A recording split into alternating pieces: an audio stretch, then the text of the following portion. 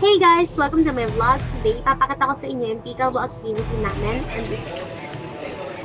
Yan, una, mag-stretching muna kasi para mas mabilis yung katawan natin, makagalaw, at para hindi mabigla sa mabilis na galaw sa pagsalo ng bola sa pickleball. As you guys can see, konting tao lang nandyan, hindi kami kasali. Kasi yan yung mga magaling humabol ng bola, may mabilis kumilos at meron din sobrang strategic maglaro. Kaya sila yung mga napili. Ito na yung mismong paddle and pickleball. Simple lang pero super lightweight.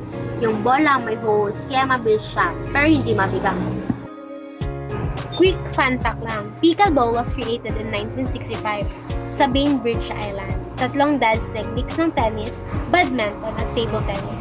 Kaya nabuo yung sport. Dito naman, makikita nyo na naglalaro na yung mga classmates ko isa-isa laban kay Sir.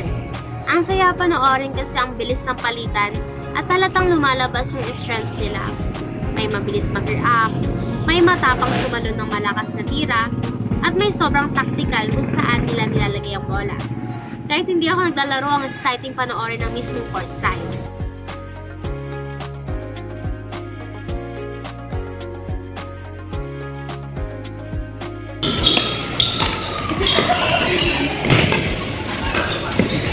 Oh! Galing!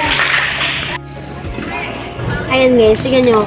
Ayan yung sounds ng pickleball na naglalaro na magaling. Pero hindi naman ako expert, so hindi ko masasabi na yun talaga yan. Pero magaling naman sila. So, baka nga yan yung tunog. So, ayan guys. That's my pickleball vlog. Kahit observer lang ako, ang dami kong na-appreciate lalo na kung paano nag-shine yung iba-ibang skills sa mga kaklase ko habang lumalaban kay Sir.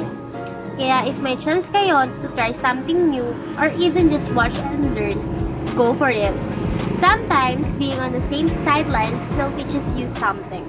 Thanks for watching and see you on the next vlog. And congrats to the lap part.